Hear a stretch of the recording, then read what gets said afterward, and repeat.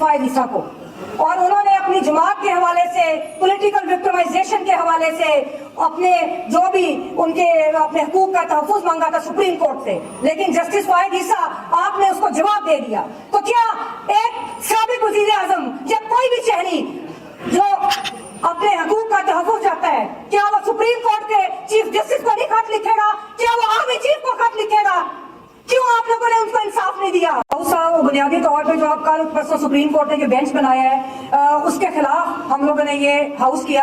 आपने देखा कि जस्टिस एजाजुल एहसन जो उस कमेटी के रुकन है जिसने बेंच कॉन्स्टिट्यूशन कमेटी के, उन्होंने खत लिखा चीफ जस्टिस पाकिस्तान जस्टिस फॉयद ईसा को, और उन्होंने अपने रिजर्वेशंस का इजहार किया कि जो बेंच मिलिट्री कोर्ट्स के हवाले से उनकी अपील सुनने के लिए जो बेंच बनाया गया है, वो बेंच के अंदर जिस तरह प्रैक्टिस एंड प्रोसीजर की प्रोविजंस को पामाल किया गया और साथ उन रवायात को पामाल किया गया जिनकी बुनियाद के ऊपर बेंच बनते हैं, तो उन्होंने अपने उन खदशात रिजर्वेशंस को खत की शक्ल में चीफ जस्टिस के सामने रखा। इसी तरह साबिक chief justice Pakistan justice Jawad Khawaja ने भी एक खत लिखा है और उन्होंने भी अपने खदशात का इजहार किया कॉन्स्टिट्यूशन ऑफ बेंच के ऊपर जिसने मिलिट्री कोर्ट्स के अपील सुनी है। देखिए, बड़े अफसोस के साथ कहना पड़ता है कि पाकिस्तान के अंदर जो बेंचेस की सियासत है उसने ऐसे ऐसे घाव लगाए हैं पाकिस्तान के अंदर, ऐसे ऐसे घाव लगाए हैं कि हमारा जो पाकिस्तान है, हमारा समाज है, उसको नाकाबिल तलाफी नुकसान पहुंचा।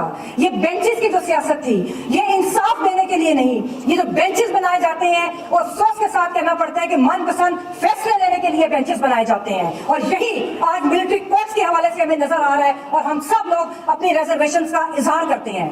बल्कि आप ये देखें कि जो पीडीएम ने कानून साजी की, जस्टिस फॉयद ईसा पार्लियामेंट के अंदर गए, वो बड़ी जमहूरियत को शाबाश देने पार्लियामेंट के अंदर गए। ये वही पीडीएम थी जिसने वुकला प्रोसीजर है वो प्रोटेक्शन एक्ट बनाया। उसके बाद जितना जुल्म वुकला के ऊपर हुआ, जमहूरियत नाम नया जमहूरियत के अंदर इसकी मिसाल नहीं मिलती। इसी तरह जो प्रैक्टिस एंड प्रोसीजर एक्ट है उसको बना के जिन सुप्रीम कोर्ट की रवायात को कमाल करके इंसाफ का कत्ल किया जा रहा है, उसकी भी मिसाल हमें नहीं मिलती। अभी चंद दिन पहले साबिक वज़ीर आज़म इमरान खान ने एक खत लिखा था जस्टिस फॉयद ईसा को, और उन्होंने अपनी जमात के हवाले से, पॉलिटिकल विक्टिमाइजेशन के हवाले से अपने जो भी उनके अपने हकूक का तहफ़्फ़ुज़ मांगा था सुप्रीम कोर्ट से, लेकिन जस्टिस फॉयद ईसा आपने उसको जवाब दे दिया। तो क्या एक साबिक वज़ीर आज़म या कोई भी शहरी जो अपने हकूक का तहफ़्फ़ुज़ चाहता है, क्या वो सुप्रीम कोर्ट के चीफ जस्टिस को नहीं खत लिखेगा? क्या वो आर्मी चीफ को खत लिखेगा? क्यों आप लोगों ने उनको इंसाफ नहीं दिया? कल जिस तरह खदीजा शाह के साथ हुआ, उसके ऊपर मेरा ख्याल है कि ये नजर आ रहा है कि पाकिस्तान के अंदर कोई जुडिशरी एग्जिस्ट नहीं करती। पहले ये सियासी वर्कर्स और सियासी खवातीन को एक केस के अंदर जमानत मिलती है, दूसरे केस के अंदर, तीसरे केस में, चौथे केस में फिर उनको एनपीओ में डिटेन कर लिया जाता है, और अब उसको कत्ल के मुकदमे के अंदर एक दूसरे प्रोविंस के अंदर लेके जा गए। इसके बाद क्या आपके पास जवाब रह जाता है कि आप इन लोगों के ऊपर काम करें? क्यों चीफ जस्टिस पाकिस्तान आपने इन इंसानी हकूक की पामालियों का नोटिस नहीं लिया? तो क्या इस तरह आप लेवल प्लेइंग फील्ड देंगे कि ये लोग अपने जो है ये इलेक्शन कंटेस्ट कर सके? क्या सारी सियासी जमातों को इलेक्शन लड़ने का और सियासी वर्कर्स को सियासी अमल में हिस्सा लेने का हक हासिल नहीं है? अभी आप भुट्टो केस के द्वारा आपने सुनवाई शुरू की।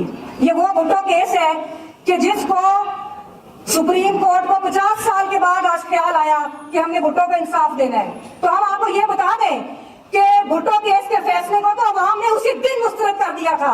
उस दिन भी एक बेंच था, इसी तरह चीफ जस्टिस पाकिस्तान अनवारुल हक ने वो बेंच बनाया था। उसने बेंचों की सियासत की और उसने उन जजेस को पहले रिटायर करवाया जो भुट्टो के हक में फैसला दे रहे थे, और उसके बाद उसने भुट्टो का सियासी और अस्करी कत्ल किया, जिसके बाद पाकिस्तान को आज तक उस सियासी कत्ल का, उस अदालती कत्ल का पाकिस्तान खमियाजा भुगत रहा है। इसी तरह 16 दिसंबर आने वाली है। 16 दिसंबर आप जो जर्नैलों की सियासत है पाकिस्तान के अंदर, आपका पाकिस्तान टूट गया था, और आज हम रोते हुए दिल के साथ ये कह रहे हैं कि आज भी ना अदलिया ने कुछ सबक सीखा और ना इन जर्नैलों ने कुछ सबक सीखा। आज भी वही रवैये है। अभी कल की बात है कि बलोचिस्तान ये KPK से जो पॉलिटिकल एक्टिविस्ट है वो अपनी सियासी जमात के इज्तिमा के लिए पंजाब आना चाहते थे, तो उनको जब रोका गया तो उन्होंने कहा कि हम तुम्हें पख्तूनिस्तान बना के दिखाएंगे। तो क्या तुम फिर पाकिस्तान को तोड़ना चाहते हो? हमारा ये सवाल है कि क्या तुम फिर पाकिस्तान को एक तुमने बांग्लादेश बनाया, इसको तुमने बांग्लादेश बना रहे हो, क्या तुम फिर और पाकिस्तान के टुकड़े करना चाहते हो? तो अभी भी शर्म करो, अभी भी कुछ सबक सीखो, कोई जो आपकी तारीख है, स्याह तारीख है, उससे कुछ सबक हासिल करो।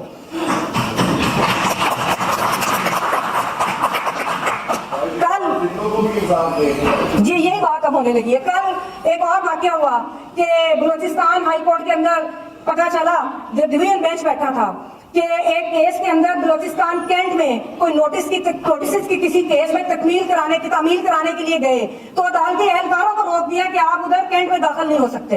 ये कब्जा है आपके मुल्क के ऊपर, ये कब्जा है जिससे आप शहरियों ने और आपने अपनी आखिरी जंग लड़के इस कब्जे को छुड़वाना है। और जहां तक मिलिट्री कोर्ट का सवाल है, इतना टाइम जाया किया। 1 मिनट की बात है कि मिलिट्री कोर्ट नहीं बन सकती, गैर आईनी है, गैर कानूनी है, और हमेशा जो भी हमारे जमहूरियत पसंद तबकात है, बार एसोसिएशन है, उन्होंने इसकी मुखालफत की। तो अगर आपने फिर यही कुछ करना है तो फिर GHQ में जाके सीधे अदालतें लगा लें। फिर क्या मिलिट्री कोर्ट्स फिर जाए, फिर उधर ही जाके अदालतें लगाएं और GHQ इंसाफ दे लोगों को।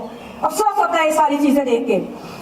और आखिर में मैं जस्टिस फाइज जैसे कहूंगी कि आज फिर एक तारीख दोहराई जा रही है। जो भुट्टो वाली तारीख थी ना, अगर आप तब्दील करना चाहते हैं तो जो आपके पास ज़ेर इल्तवा मुकदमात है, आप उनको इंसाफ देके तारीख तब्दील करें। आप भुट्टो के फैसले को, अब आपने क्या उसको इंसाफ देना है भुट्टो को, वो भुट्टो को नहीं पूरी कौम को के साथ बेइंसाफी की गई। और आज आप फिर वो तारीख दोहरा रहे हैं कि उसी तरह आप साबिक वज़ीर आज़म का खुफिया ट्रायल कर रहे हैं। जिस तरह भुट्टो को जब उसने कहा कि मैंने बात करनी है तो अदालती कमरे ये हाई कोर्ट को बंद कर दिया गया था, किसी को भुट्टो की बात नहीं सुनने दी गई थी। आज वही आप इमरान खान के साथ कर रहे हैं।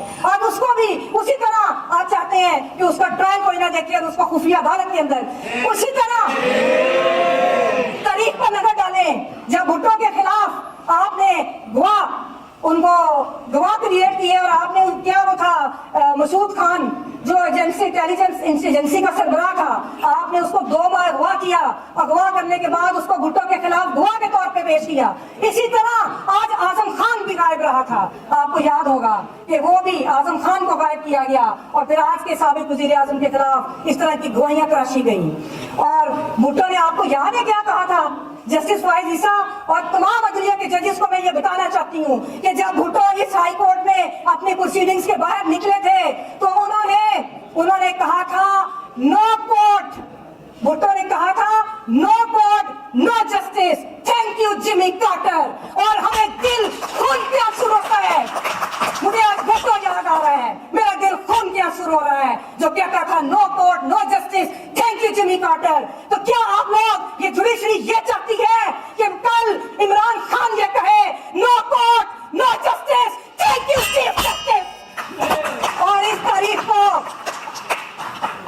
बचा लो, अभी भी वक्त है, पाकिस्तान को बचा लो। बहुत शुक्रिया।